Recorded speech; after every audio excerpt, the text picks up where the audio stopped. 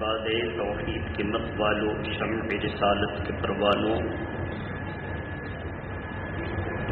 میرے بزرگوں اور دوستوں، عزیز بچوں، السلام علیکم ورحمۃ اللہ وبرکاتہ۔ الحمدللہ نحمده ونصلي ونسلم على رسوله الكريم، اما بعد فاعوذ باللہ من الشیطان الرجیم، بسم اللہ الرحمن الرحیم۔ كلا وعد الله الحسنى، وقال الله تبارك وتعالى في القرآن المجيد، رضي الله عنه ورضوا عنه، صدق الله العلي العظيم، وبلغنا رسوله النبي الأمين المتين الكريم۔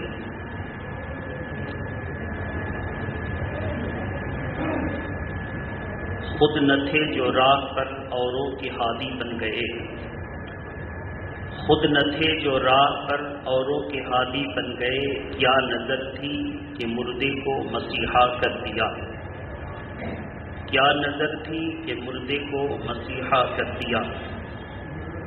یعنی اللہ کے پیارے نبی صلی اللہ علیہ وسلم کی نظر کیمیا نے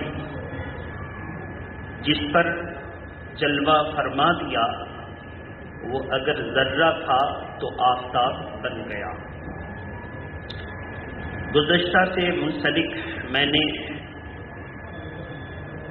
سیدنا عمر فاروق اعظم رضی اللہ تعالی عنہ کی بارگاہ محبت میں نذرانہ خلوص لے کر حاضری دی ہے۔ اللہ تبارک و تعالی ان ہستی کی برکت سے ہم سبوں کی حاضری کو قبول فرما لے۔ محبت کے ساتھ درود شریف پڑھیں، اللہم صلی علی سیدنا شفیعنا حبیبنا مولانا محمد وعلی آلہ واصحابہ وبارک وسلم، صلاۃ و سلاما علیک یا رسول اللہ۔ سیدنا عمر فاروق اعظم رضی اللہ تعالی عنہ اسی ذی الحجہ کے مہینے کے آخری 3 دنوں میں شدید زخمی ہوئے اور 3 دن شدید علیل رہنے کے بعد یکم محرم الحرام میں شہادت کا جام نوش فرمایا۔ یہ وہی 3 دن ہیں۔ آج ذو الحجہ کی 27ویں تاریخ ہم پر سایہ فگن ہے۔ ان قریب اتوار کے دن یعنی یکشنبہ، سوموار کے دن یعنی دوشنبہ، اگر 29 کی رویت ہوئی تو اتوار کو چاند نمودار ہوگا اور 30 کی ہوئی تو سوموار کو۔ 1442 ہجری ہم سے رخصت پذیر ہے اور 1443 ہجری ہم پر عنقریب جلوہ افروز اور سایہ فگن ہونے والا ہے۔ اس آخری قمری مہینے میں، جس کو ہم لوگ اسلامی مہینہ کہتے ہیں، ہمارے اسلام کا مہینہ چاند سے شروع ہوتا ہے اور چاند پر ختم ہوتا ہے، اور ہم عیسوی کیلنڈر، عیسوی تقویم اور انگریزی کیلنڈر کو بھی اور لوگوں کی طرح برطرف اور نظر انداز نہیں کرتے کہ یہ انگریزوں کا سال ہے، بھلے اس کی وضع اسلام سے 571 سال پہلے انگریزوں نے کی تھی، عیسیٰ علیہ السلام کے ماننے والوں نے کی تھی، لیکن وہ ہے تو شمسی کیلنڈر، اور شمسی کیلنڈر کا مطلب یہ ہوتا ہے کہ ہمارے نماز کے وقت میں جو تبدیلی ہوتی ہے وہ شمسی کیلنڈر کے حساب سے، نماز کے وقت کی تبدیلی سورج سے، اور رمضان، عید، بقرعید، حج اور دیگر معاملات قمری کیلنڈر سے یعنی ہجری تاریخ سے۔ تو حاصل کلام یہ ہوا کہ دونوں ہمارے لیے ہیں۔ سورج کو بھی اللہ نے ہمارے لیے پیدا کیا اور چاند کو بھی ہمارے لیے پیدا کیا۔ تو اب اس کا صاف اور واضح مطلب ہوا کہ ہم نئے سال کی خوشیاں منائیں، لیکن اس میں تکبر نہ ہو، اسلام کے خلاف طور طریقہ نہ ہو اور آتش بازی نہ ہو، یعنی جو بھی اسلام کے خلاف ہے وہ کچھ نہ ہو۔ سال کے آخر میں ہم بیٹھے جیسے ابھی چل رہا ہے، ہم پورے سال کا محاسبہ کریں اور اپنے سامنے رکھیں کہ گزشتہ محرم الحرام سے لے کر اب تک ذوالحجہ کی 27ویں تاریخ ہے، ہم نے کیا پایا اور کیا کھویا، محاسبہ کریں۔ یاد رہے اگر آدمی کاروبار کرتا ہے، مثلا کرانے کی دکان چلا رہا ہے اور اپنے مودی خانہ کے اسٹاک سامان کی اگر وہ حساب و کتاب نہیں رکھتا تو کتنا آیا کتنا گیا وہ رزلٹ نہیں نکال سکے گا۔ اس کو حساب رکھنا ہوگا کہ کتنے سیلنگ میں گئے اور کتنا آیا اور کتنا ہمارے پاس موجود ہے۔ جب تک وہ یہ رکھے گا تو اس کو حساب کتاب سمجھ میں آئے گا۔ تو ہم بیٹھ کر حساب کریں تو سمجھ میں آئے گا کہ ہم نے اس سال کتنا گناہ کیا، ہم نے اس سال غرور کے معاملات کتنے کیے، اور ہم اس سال عبادتوں میں توجہ کتنی کی، ہم نے اس سال صدقہ خیرات کتنا کیا۔ اب اگر اس کو اپنے پورے محاسبہ میں گناہ نظر آئے تو کسی کے کہنے سے نہیں، دل سے نادم و شرمندہ ہو اور کہے یا اللہ یہ پورا قیمتی سال میرا گزر گیا، اس میں گناہ ہی گناہ نظر آ رہا ہے، مولا میں تجھ کو سمیع و بصیر سمجھ کر اپنے ہر گناہ سے توبہ کرتا ہوں، میری توبہ قبول فرما لے۔ یہ بات ہے۔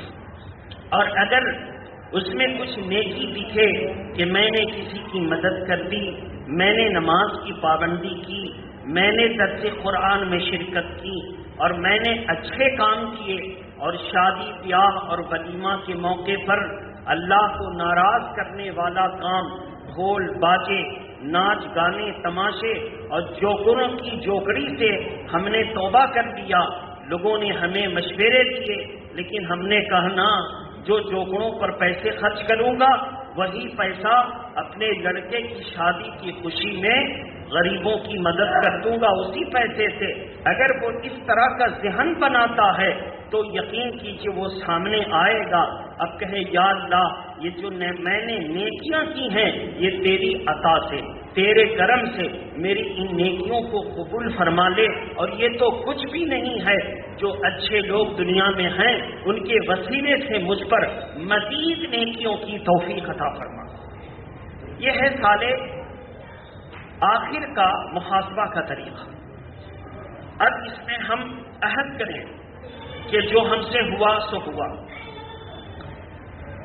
اور طے کریں کہ آئندہ انشاءاللہ ہم وہی کام کریں گے جو کام اللہ اور رسول کو راضی کرتے۔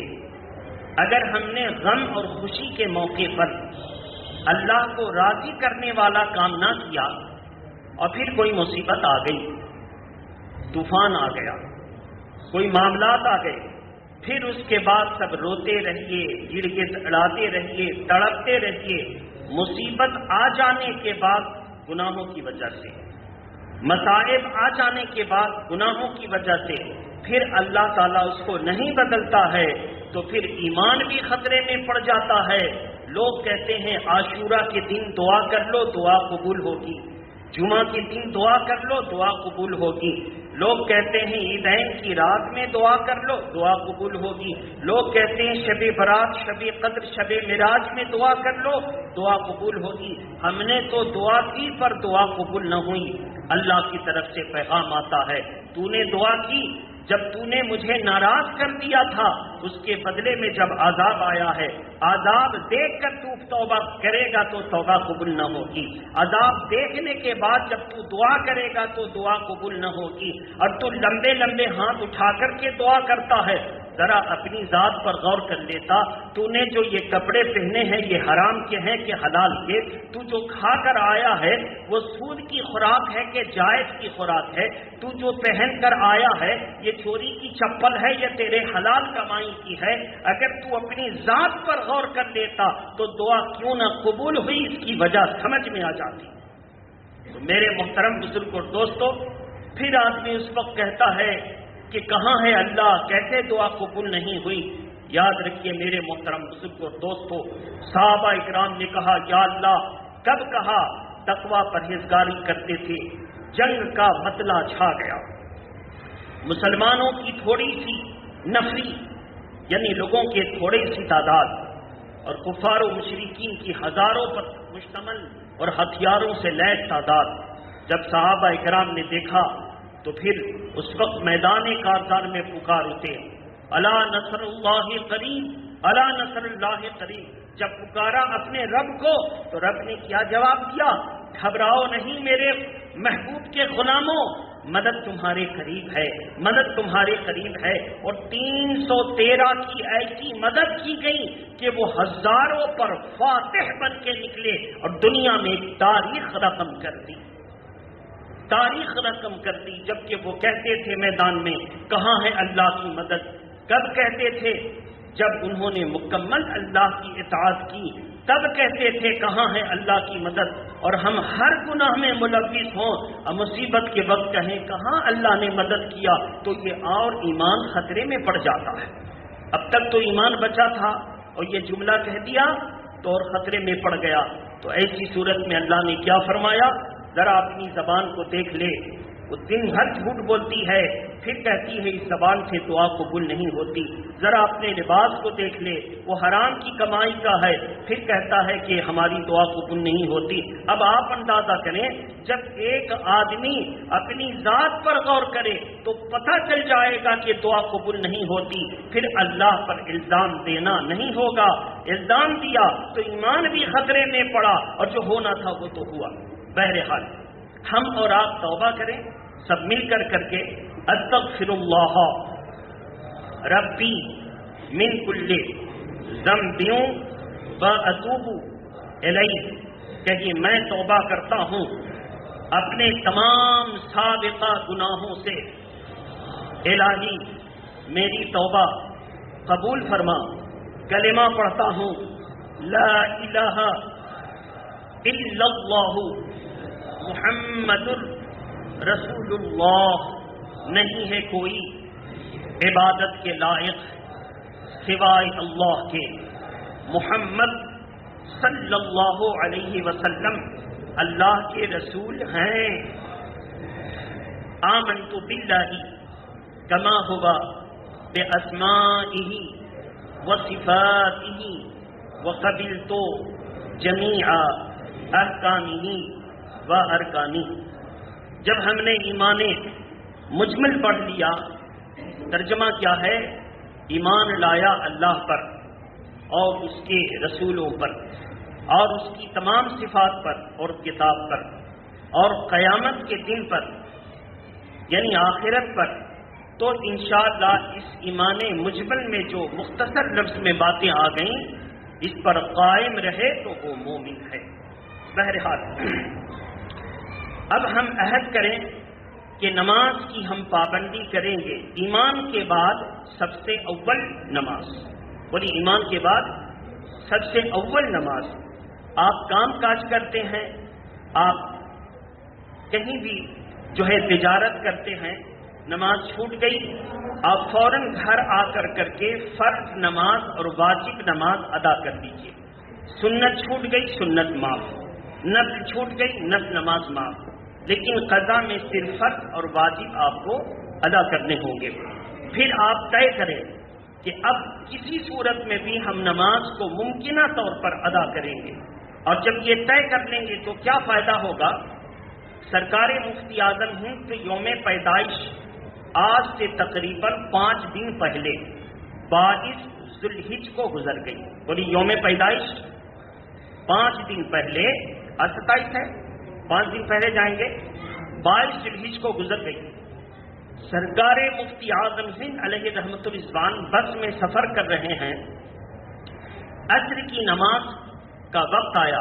نماز کے پابند آدمی کو جب نماز کا وقت آ کر جانے لگتا ہے تو کچھ سمجھ میں نہیں آتا. کیسے سمجھ میں نہیں آتا وہ ابھی مثال میں آئے گی.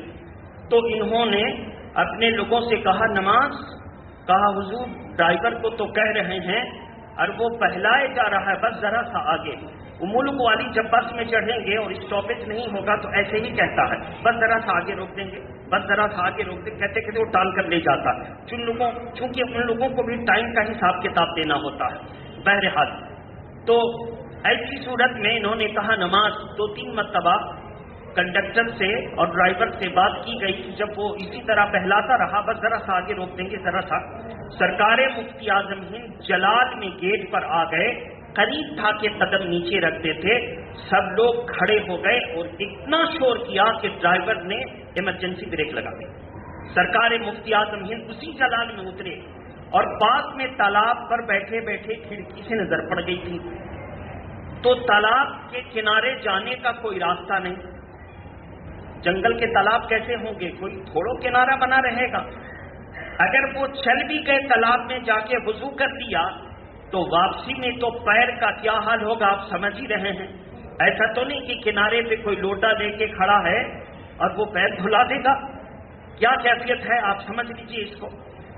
جلال میں وہ تالاب میں اتر گئے اور وضو کیا اور جب واپس آ رہے ہیں تو کیا دیکھا جاتا ہے کہ سرکار پتھر پر پیر رکھ رکھ کر آ رہے ہیں. پتھر پر پیر رکھ رکھ کر آ رہے ہیں. جو خدام تھے انہوں نے کہا لاؤ سرکار کی نظر پتھر پر پڑ گئی، ہم بھی پتھر پر پیر رکھ کر کے چلے جاتے ہیں. سرکار آئے، ان کو دیا گمچھا، انہوں نے ہاتھ منہ پوچھا اور جب چلنے لگے تو کوئی پتھر نہیں. جب چلنے لگے تو کوئی پتھر نہیں. خیر بوتل میں پانی تھا، منگوایا اور وضو کیا اور جلدی سے نماز عصر ادا کی. پھر وہیں پر مغرب کی نماز ادا کی اور بس تو چلی گئی. کچھ لوگ بس میں چلے گئے، سامان کی حفاظت ہوئی ہوگی. بہرحال دوسری بس میں سوار ہو کر گئے، کہا نماز پڑھ لی، بس جائے تو جائے، سامان چلا جائے تو چلا جائے، مگر میں نے نماز ادا کر دی، مگر میں نے نماز ادا کر دی، یہ کہتے رہے. فوراً دوسری سواری جب آئی مغرب کی نماز کے بعد تو پھر پہنچے منزل پر. لوگوں نے بعد میں جب جلال کم ہوا تو پوچھا کہ حضور ایسا ایسا ہوا تھا، میں نے پتھر کو تلاشا، پتھر نہ ملا. حضور نے کچھ نہیں کہا، بس دبی زبان میں یہی کہا جب تم نماز کی پابندی کرو گے اور نماز قضا ہو رہی ہوگی اور دل میں نماز کی تڑپ ہوگی تو اللہ ایسی ہی صورتیں پیدا کر دیتا ہے. تم اب نماز کی حفاظت کر رہے تھے اور جب عادی بن جاؤ گے تو نماز تمہاری حفاظت کرے. اب تک ہم نماز کی حفاظت کر رہے ہیں اور جب عادی بن جائیں گے تو نماز پھر ہماری حفاظت کرے گی. تو میرے محترم کوئی بڑی بات نہیں ہے، ذرا 40 دن نماز کی حفاظت تو کر دیجئے. پھر کوئی نماز قضا ہو جائے گی، فجر میں آپ سوتے رہے، کوئی نماز قضا ہو گئی، نہ پڑھ سکے، انجانے میں نہ پڑھ سکے، جان بوجھ کر نہیں، تو پھر کیا ہوگا وہ سنی. سرکار سیدنا امیر معاویہ رضی اللہ تعالی عنہ ہیں، کہیے رضی اللہ تعالی عنہ، صحابی رسول ہیں. ان کی عزت ہم لوگوں کا عزت اور تاج کرامت ہے. سرکار امیر معاویہ خلافت کے اور بادشاہت کے معاملے میں دن بھر تک و دو کرتے کرتے تھک جاتے. عشاء کی نماز پڑھتے، سو جاتے، پھر تہجد کی نماز پڑھتے، پھر اٹھتے تو فجر کی نماز پڑھتے. تہجد کی نماز پڑھ کر سوئے تو ذرا آنکھ لگ گئی اور فجر کی نماز قضا ہو گئی. اب دن بھر اتنا روئے کہ معاویہ تو نے کیا کیا، معاویہ تو نے کیا کیا. دن بھر اتنا روئے کہ پھر ایک موقع پر فجر کی نماز قضا ہونے والی ہے تو شاہی محل میں ایک شخص آ کر جگاتا ہے. جاگ کر پوچھتے ہیں کہ آیا تو کیسے؟ محل ہے، دروازے پر دربان ہوگا، مطلب اتنی سیکورٹی گارڈ کو توڑ کر تو اندر کیسے گھسا؟ کہا حضرت یہ دربان اور حاجب اب یہ پوچھنے کا مسئلہ نہیں ہے، ابھی یہ وقت ہے اٹھ کر نماز پڑھ لیجئے، فجر کی نماز کا وقت جا رہا ہے۔ کہا تو کون ہے؟ کہا حضرت جھوٹوں میں مجھ کو بدنام کرتے ہیں، میں ابلیس ہوں، اچھے کام کرتا ہوں، آپ کو نماز کے لیے جگا رہا ہوں۔ خیر، کہا کہ ظالم جب تک تو سچی بات نہ بتائے گا نہ چھوڑیں گے، ابلیس اور اچھی بات کرے یہ تو ہو نہیں سکتا۔ پکڑ لیا اس کو۔ یہ کون سا جلال تھا؟ وہ اللہ کے رسول کی دی ہوئی طاقت کا جلال تھا۔ شیطان کو پکڑ لیا اور وہ کھڑکی کے پردے میں چھپنے کی کوشش کر رہا تھا۔ پکڑ کر کے پوچھا آج اگر نہ بتائے گا تو تجھے میں باندھ دوں گا کہ دن میں تجھے سے بچے کھیلیں گے۔ اس نے کہا بتاتا ہوں۔ بات یہ ہے کہ آپ کی فجر کی نماز ایک دفعہ قضا ہو گئی، آپ اتنا روئے، اتنا گڑ گڑائے اور اتنا اپنے آپ کو شرمندہ کیا، اتنا زیادہ کیا اور اپنے نفس کی تعزیت کی کہ اللہ آپ سے راضی ہوا اور ایک فجر کے بدلے 200 فجر نماز کا ثواب عطا فرما۔ آج پھر آپ کی نماز قضا ہو رہی ہے، پھر اٹھیں گے اور دن بھر روئیں گے تڑپیں گے تو ایک کے بدلے 200 کی مل جائے گی نا؟ تو ابلیس حساب کتاب میں بڑا ماہر، کہا 200 کا ثواب کیوں ملے، ایک کے پڑھ لیجیے ایک ہی کا ثواب مل جائے۔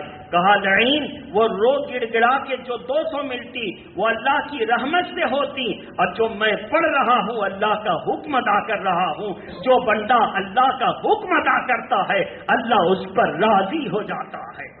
تو اللہ کی رضا سے مجھ کو دور کرنا چاہتا تھا۔ بہرحال میرے محترم بزرگ اور دوستو، تو یہ حال ہے شیطان کا، اور یہ حال ہے اگر بھول سے نماز قضا ہو جائے تو اس طرح۔ کسی نے پوچھا، منہ بنائے ہوئے صحابی تھے، بہت مایوس اور غم کے اثرات، جیسے کہ کوئی حادثہ ہو گیا ہے اور رنج کر رہے ہیں۔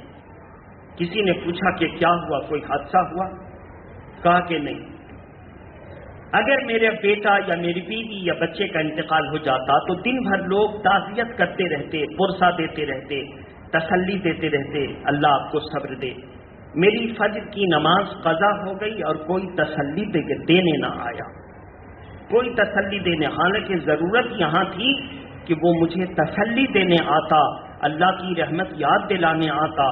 افسوس کہ لوگ دنیا دار ہو گئے، بال بچوں کا تو اتنا غم ہے لیکن نماز کا کوئی غم نہیں۔ تو ایمان کے بعد میرے محترم، نماز سب سے پہلے، کسی وجہ سے نماز قضا ہو جائے، کسی کے بیٹھنے کے لیے نہیں کہ بیٹھے ہیں کب کرتے کرتے نماز قضا ہو گئی، کسی ایمرجنسی میں نماز اگر قضا ہو جائے تو خوب روئیے، گڑ گڑائیے، اس دن صدمہ سے دوچار رہیے، ہو سکے تو آپ جتنا انواع اقسام کے پھل، دودھ، میوہ جات کھاتے ہیں اس میں کمی کر دیجئے اور نفس کو کہیے کہ لے آج یہی سوکھی روٹی کھا، آج کھا، موٹا ہو گیا ہے نہ تو، آج اسے کھا۔ جب آپ ایسا کریں گے تو آپ کا نفس کمزور ہوگا اور اللہ راضی ہو جائے گا۔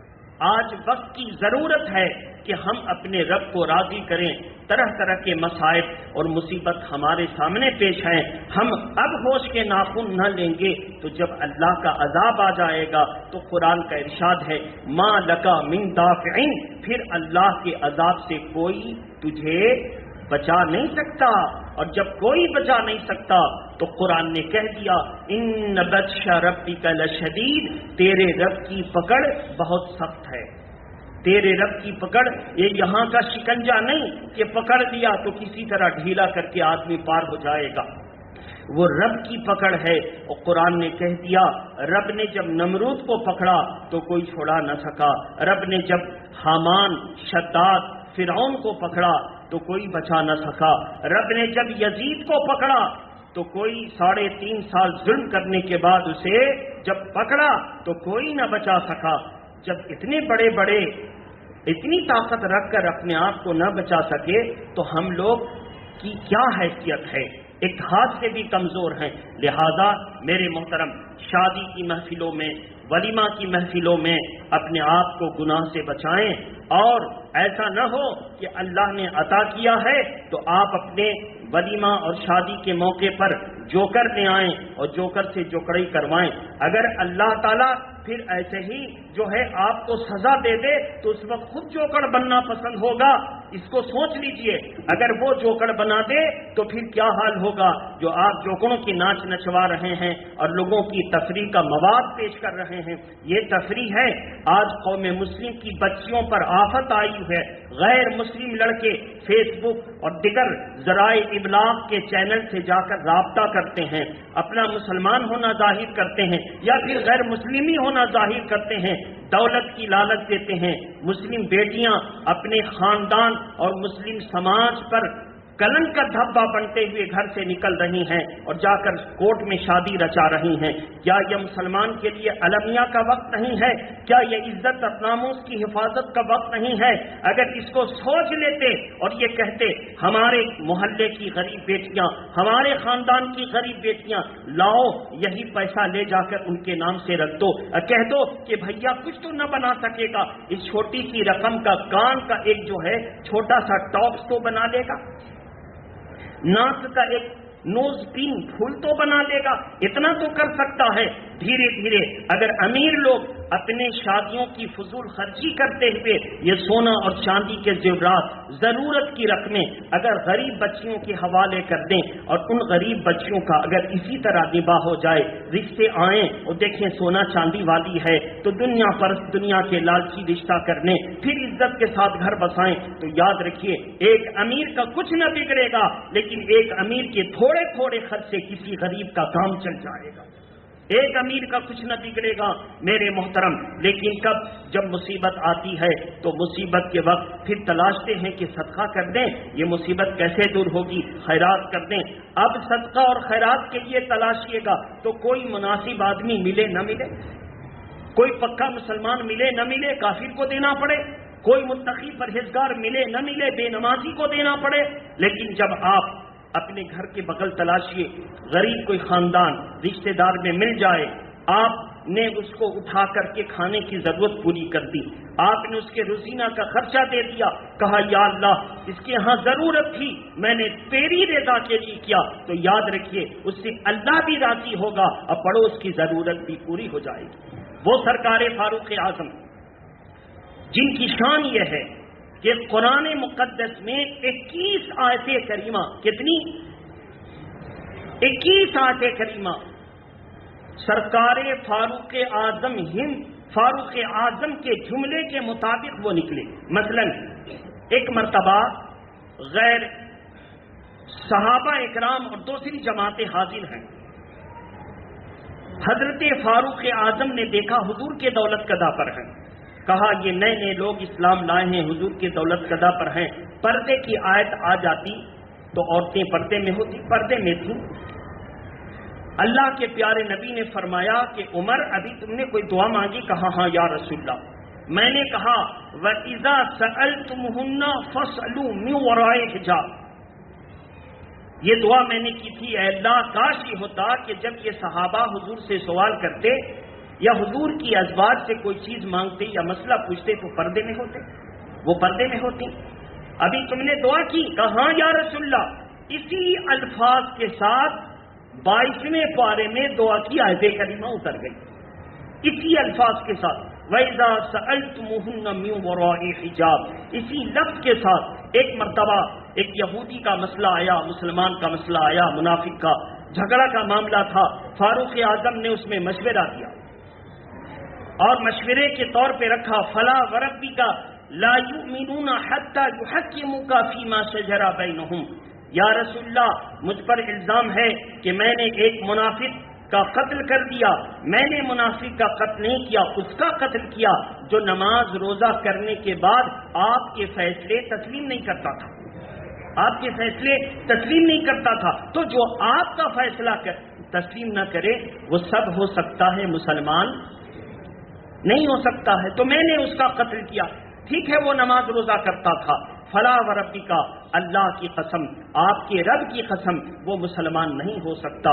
فیما شجر بینہم, جو آپ کے فیصلے کو دل سے تسلیم نہ کرے.